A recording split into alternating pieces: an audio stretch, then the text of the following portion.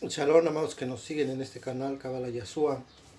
Vamos a desarrollar rápidamente un tema que es, por su complejidad, es difícil de entender, pero cuando le agregamos elementos, sobre todo el que tiene que ver con nuestra imaginación, vamos a poder captar el desarrollo de la creación, ya que este es el proceso más mal incomprendido o fragmentado en la mente de las personas. Imagine usted que los científicos han hurgado en todas las ciencias, han tratado de explicar cómo funciona el engranaje de la creación, lo cual ha sido complicado porque ha tenido que surgir una especialidad sobre cada raíz, sobre cada rama de los diferentes o diferentes formas de creación. Hablo de la biología, de las matemáticas, de la astrofísica, de la geología. Vemos cómo todas estas ciencias son como una maraña que se va expandiendo. Entonces, en términos generales, podemos resumir la ciencia no como algo separado o fragmentado, que no tiene nada que ver una con otra. Todas las ciencias provienen de la misma fuente, porque es la misma inteligencia. O sea, lo que nos ha costado trabajo es entender cómo es que esto pueda ser unido. En el libro de Deuteronomio, acá hay una frase acerca de una declaración de unidad del Creador que se llama Shema Israel, Adonai Eloheinu, Adonai Echad, la unidad. Echad es uno. Bien, esta unidad del Creador ha sido separada por el mismo Creador en la Torá, cuando comienza la creación con la letra Bet. La Aleph, hemos dicho que la conciencia de Dios es la letra número 1, vale 1, es la unidad.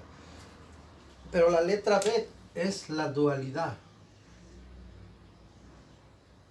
Es una dualidad. Esta dualidad formada del espacio-tiempo y de nuestro plano tridimensional nos da a entender una dualidad, una bipolaridad. El concepto de bueno, malo, negro, blanco, arriba, abajo, esta dualidad de la cual está formada todo lo que completamente esté a nuestro alcance de observar, de entender, y de aquello que no observamos y que no entendemos, está formado de esta dualidad de la letra B. Es el mundo de la B, el mundo de la dualidad. Dice el Midrash que el Creador en el segundo día creó el Geinom, lo que se conoce como el infierno. En realidad, este Geinom no es otra cosa que la separación entre el Creador, el Creador que entendemos como la Ein Sof, y la materia. El Creador es el Ein Sof, el infinito, pero la materia es una energía. Se puede decir que estamos hablando de dos cosas completamente diferentes: el mundo espiritual, el mundo físico. ¿En qué momento se unen? Es que nunca se han separado, por eso no se unen, ¿sí? No, lo que no podemos entender es que hay niveles de creación, de desarrollo. Esto en la Kabbalah se llama contracción. Se llama contracción. El infinito, porque la palabra Ein Sof significa infinito, es al que conocemos como un Dios todopoderoso, omnipresente, omnisciente, está en todas partes. Pero quiero que sepa que en ningún momento estos atributos entran dentro del universo, ni siquiera el universo visible. Ni siquiera los millones de años luz que alcancen a ver los científicos con sus telescopios han podido encontrar siquiera una característica muy pequeña de la Ein Sof.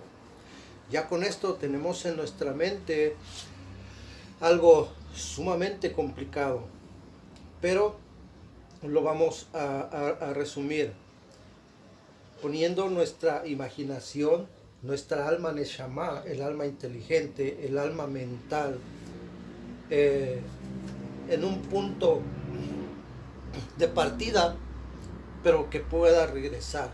Es peligroso que la mente del ser humano viaje y imagine y se vaya tan lejos, porque puede perderse y no regresar. Esto es equivalente a la locura. Bien, hay niveles de creación desde el infinito hasta el mundo físico, hasta llegar a la materia, ¿sí? En el que conocemos como el átomo. El átomo es el inicio de la materia, pero es una trinidad compuesta de electromagnetismo y un centro gravitatorio, su fuerza de gravedad, que está formado por los neutrones. Bien, hay electrones, hay protones que tienen una carga positiva y negativa, lo tengo que mencionar, porque en la creación, esta contracción del infinito hacia la materia está construida de cargas positivo, negativo, positivo, negativo, positivo, negativo, positivo, negativo, positivo. El Ein Sof es la unidad positiva. Por eso es una unidad en donde no hay positivo ni negativo. Esta dualidad deja de ser. Por eso cuando hablamos de Dios no podemos explicar a Dios, no podemos mencionar su nombre ni decir cómo se llama, ni siquiera diciendo que es el Yud-He-Ba-Hei, el tetragramatón. No es así, porque cuando hablamos del infinito es eso, es infinito, es innombrable, es impenetrable, es una luz inaccesible, es completamente ajena a cualquier imaginación, por muy poderosa que sea, por cualquier inteligencia, no puede ser ni siquiera imaginada. Esto hace que el concepto de Dios quede fuera, y me refiero como concepto. No podemos hablar del infinito para definirlo, porque entonces lo estamos limitando. Al limitar al Todopoderoso, entonces limitamos también su capacidad. Bien, entonces vemos que hay una polaridad, positivo, negativo, que no son otra cosa que las fuerzas nuclear fuerte, la fuerza nuclear débil. Y la Torá arroja esta información cuando el Ein Sof se contrae y comienza el tetragramatón, Yud-Hei, Vav-Hei. Está representado por 4 letras y pues son 4 emanaciones que emanan de la Ein Sof, ¿sí? Que emanan de la Ein Sof. Lo estoy haciendo de esta manera también porque en el hebreo se lee de derecha a izquierda. Entonces dijimos que la Bet es un mundo superior unido por una Vav, que es la letra 6, y que finalmente tiene un descanso en el plano tridimensional, el mundo físico. Esta es la dualidad de la que hablo. Si volteáramos la letra, tendríamos aquí el que es llamado el reino de los cielos, digamos, el reino de los cielos y el mundo físico. La letra Vav, que es la columna central de la letra B, viene a ser el equilibrio entre el positivo y el negativo. Por eso es que la cruz representa un equilibrio de positivo y negativo. Si volteáramos la letra B, entonces la tendríamos en esta forma: el Ein Sof, la letra Vav y el mundo físico. Y vemos entonces, bueno, se extendería hasta acá, perdón. Digamos que la letra es así de larga, ¿no? Se extendería hasta acá, hasta el mundo físico. Y esa sería la letra Bet en el hebreo. Por eso la Torah comienza con Bereshit bara Elohim, con la letra B, que significa una dualidad. Aquí podemos entender entonces claramente cómo empezó la Torah con la letra Bet, porque está representando la dualidad, la separación. Comencé diciendo que el Midrash explica que en el segundo día creó Dios el Geinom, el infierno. Este infierno no es otra cosa que la separación de la eternidad con la materia, con la luz y la oscuridad. Pero en ningún momento son dos cosas separadas. En el concepto de que están aislados uno del otro, no. Están separados únicamente por este proceso de la creación. La ciencia la ha llamado evolución. En realidad es un proceso, fíjese, de creación. Es la emanación de las letras hebreas, de las fuerzas, la fuerza nuclear fuerte, la fuerza nuclear fuerte, la fuerza de gravedad, comienzan, ¿sí?, a tener una interacción, un diseño, un proceso, hasta que esa energía o esa luz finalmente termina siendo materia, es decir, termina siendo algo denso o una vibración baja. Entendemos entonces cómo hay un proceso de creación. Es ahí donde está limitada la mente del ser humano. Es ahí donde está fragmentada la fe y la religión en el mundo. Porque viviendo en el mundo de la materia, llegan a Dios en un concepto, creo en Dios. Eso es mi fe. Pero no entienden un poquito del proceso de la creación. Si podemos entender la creación, entendemos nuestro propio cuerpo, porque nosotros venimos de la luz y nuestro cuerpo físico es energía materializada. Es la luz del Creador materializada. Es decir, cuando usted ve un paisaje hermoso, el mar, un bosque, las flores, los animalitos de colores, en realidad usted está viendo a Dios, pero es la luz densa, la luz fría, la luz materializada que ha tomado un aspecto físico y que se manifiesta en forma de belleza. Por eso entendemos que la creación es Dios, es una manifestación de su belleza que se ha materializado. Es una forma de decir, heme aquí, aquí estoy yo, tan cerca de ti. Pero nosotros lo queremos entender en otras formas, únicamente por fe, y lo que no entendemos, y bueno, pues es un misterio. En realidad Dios quiere que entendamos la creación, para que podamos entender la creación y entender nuestro propio cuerpo. Somos el resultado de estas contracciones. Nuestro cuerpo físico es el resultado de un proceso de millones y millones de átomos, de millones y millones de combinaciones de temperatura, de calor. Entonces, esta inteligencia que nosotros vemos materializada en forma de una multidiversidad, por ejemplo, en el mar. En el mar, hasta ahorita los científicos no han encontrado todavía el fin de las especies de animales que existen en el mar. Tampoco ha encontrado el fin de las especies de insectos, de aves. Esto quiere decir que mientras avanza el tiempo, se van como creando especies nuevas. Esto es increíble porque siguen descubriendo especies de todo tipo de animal. ¿Pero qué quiero decir con esto? Esta multidiversidad de especies, de animales y de todo tipo de creación hermosa, bella y perfecta, se manifiesta en el mundo físico porque es el espejo, es el reflejo del infinito. Entienda esa parte. Estamos pasando de un mundo físico a un mundo espiritual. El mundo espiritual nos está diciendo todo lo que existe en el planeta Tierra, todo lo hermoso y perfecto que vean, existe acá de manera perfecta. Y ahí no hay espacio-tiempo, allí todo es una unidad, ahí no hay una dualidad.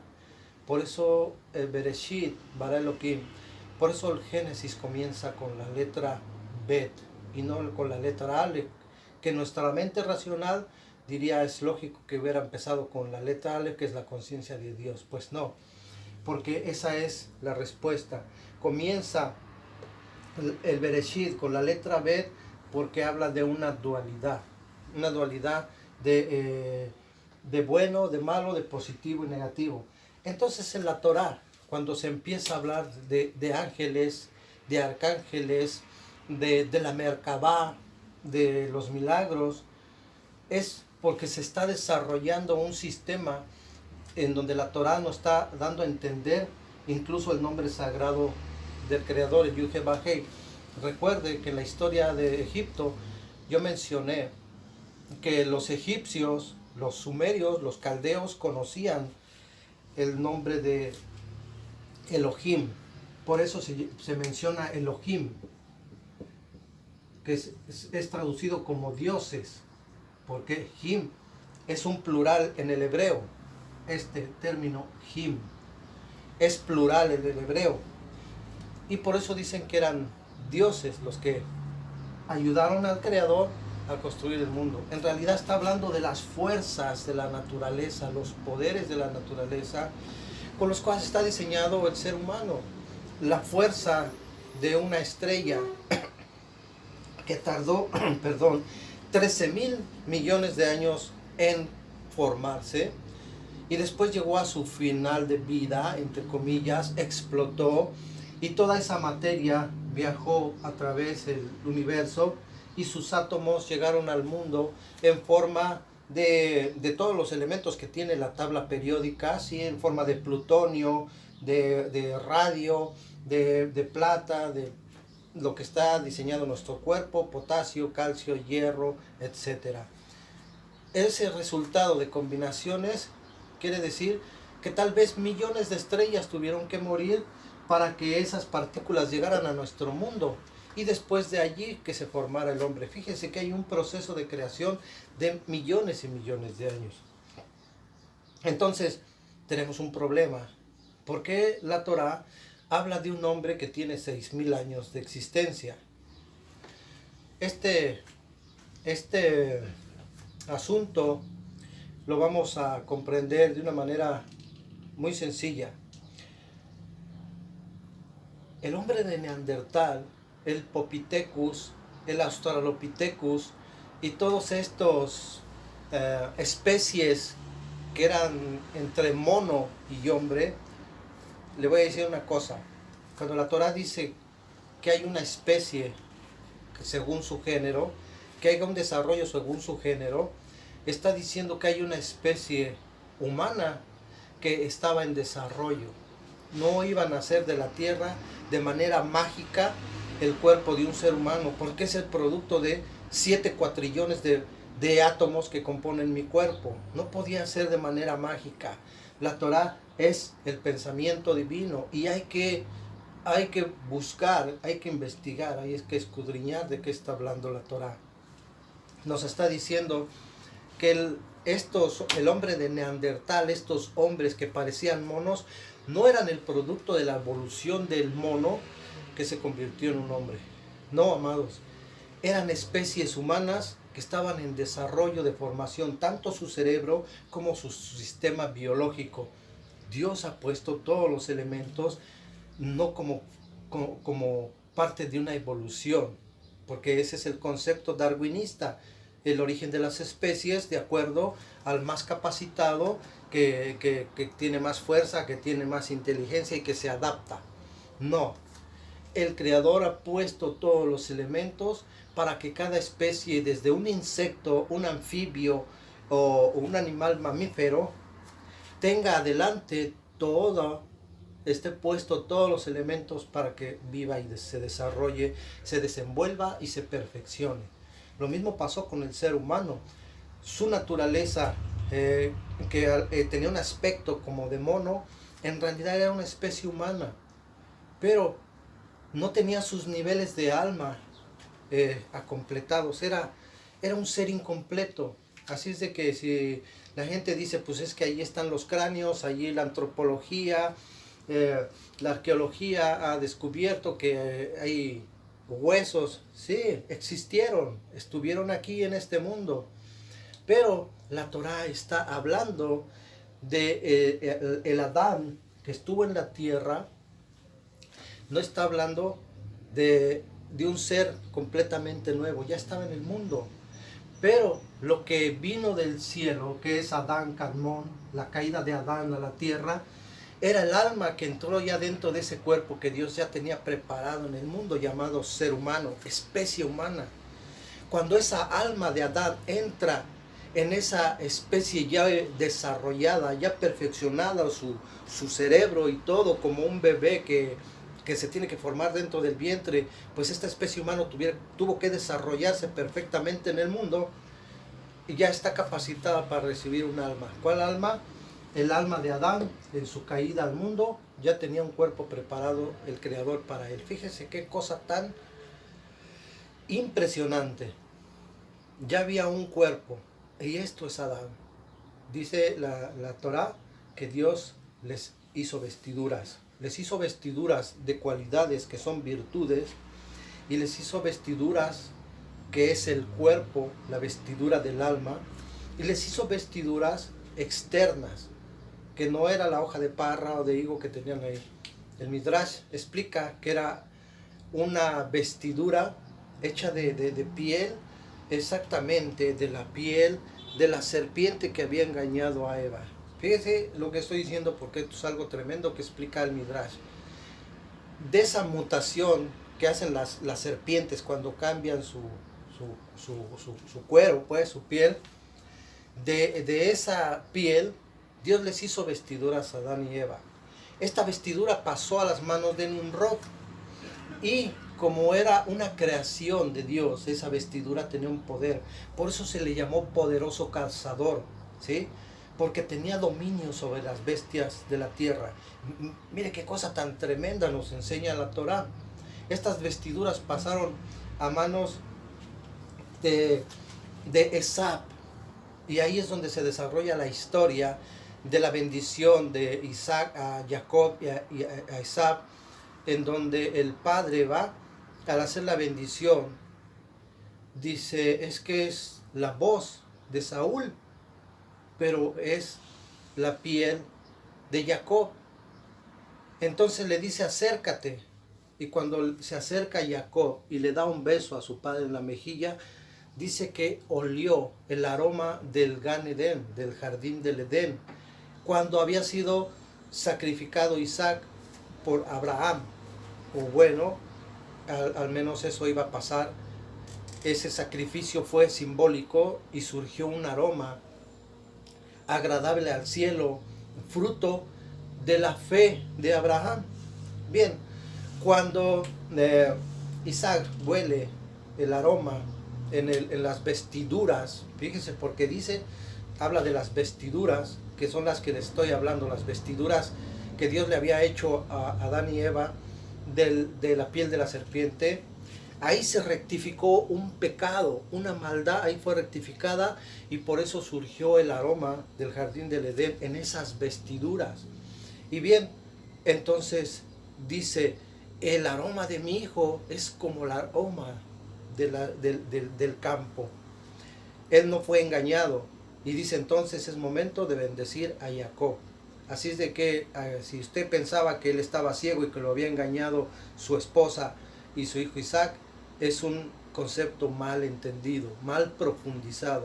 Nadie engañó al patriarca, sino que entendió que se había corregido un pecado y ese aroma del Gan Edén decía, dale la bendición a tu hijo Jacob, que somos nosotros, que es Israel.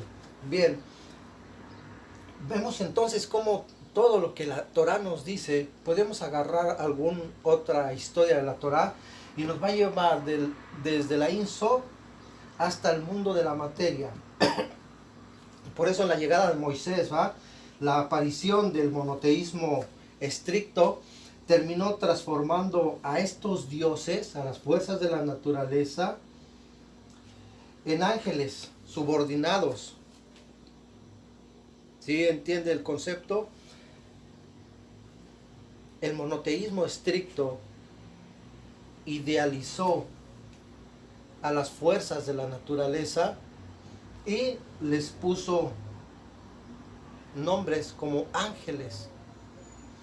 Y estos estaban subordinados a la Ein Sof. Y es verdad, pero es una forma metafórica.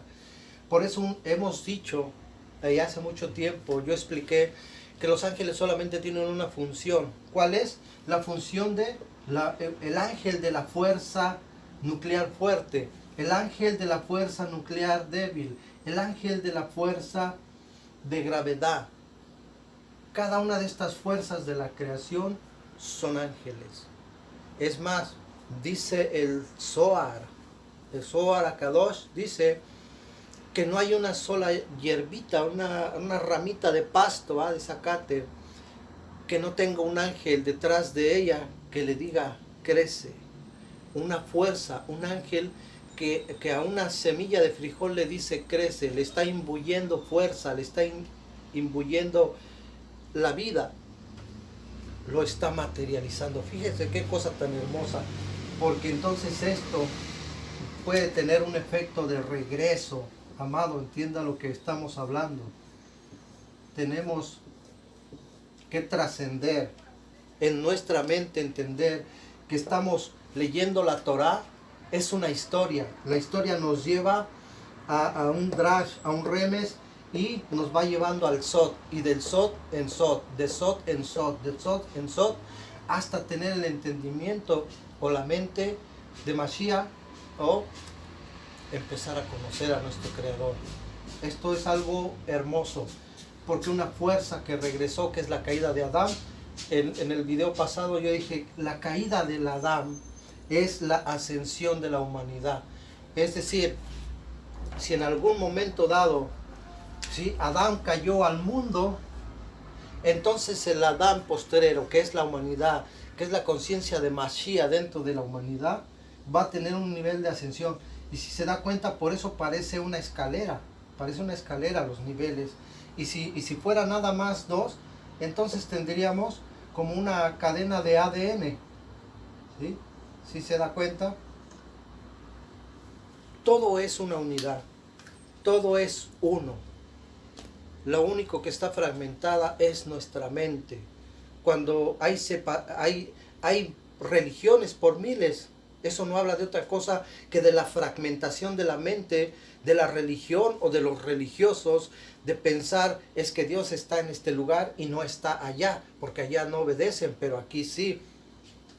Eso es un concepto meramente egoísta, fragmentado, y que ha separado a la humanidad y que no ha dado resultados en ninguna forma en el mundo. Todos somos imperfectos, pero tenemos ahora las herramientas de la inteligencia, porque nadie va a responder por su mentalidad, por su inteligencia, más que uno mismo. No podíamos decirle al Creador, pues dile a Él me enseñó esto, mi padre, mi pastor, mi amigo, mi ministro, mi rabino, Él me dijo que así eran las cosas.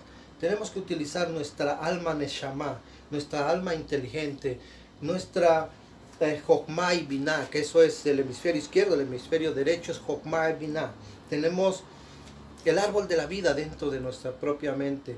Por eso estamos en los últimos días, pero en los últimos días de la mentira, en los últimos días de la falsedad, en los últimos días de la religiosidad, en los últimos días donde comienza el dolor de parto en el mundo, y por eso se ha transformado esta situación en algo confuso. Dios ha metido a sus casas a la gente por medio de una pandemia, pero quiero decirle algo, ya hemos hablado de esto, la Magefá, que es pandemia en hebreo, y que ocurrió en Egipto. está ocurriendo nuevamente. Si la gente está aislada, si Dios le está diciendo métanse a su casa, esténse encerrados, es porque quiere que desde la soledad, desde la intimidad, desde el núcleo familiar usted piense y diga, es hora de acercarme a Dios. Pero las cosas no van a cambiar, ni van a ser más bonitas, pues ya se va a pasar el virus y todos vamos a ser felices. No es así, amado. Los sabios enseñan que si la gente no entiende con este sismo pandémico mundial, lo que sigue es 10 veces peor. Así es que el derrumbamiento de la economía va a poner fin a otras cosas también. Por ejemplo, yo le tengo envidia a mi vecino porque tiene un carro y yo no tengo carro, y él sí tiene carro, pues me da envidia. Pero él le tiene envidia al vecino de enfrente porque tiene una camioneta enorme y bonita y nueva. Pero el de enfrente le tiene envidia al otro porque él tiene una camioneta pero tiene una casa, y porque está pensando en comprarse una avioneta. Fíjese qué cosa, vamos de menos a más en nuestro anhelo de tener, como si fuéramos a vivir eternamente en este mundo, y no es así. Colapsando la estructura de la economía, entonces tanto el que ya tiene pensado comprarse una avioneta, como el de la camioneta, como el vecino, como yo, vamos a estar en el mismo nivel. Todos somos seres humanos, y desde ese nivel, ¿sí?, donde ya no hay un estatus económico, nos vemos como seres humanos.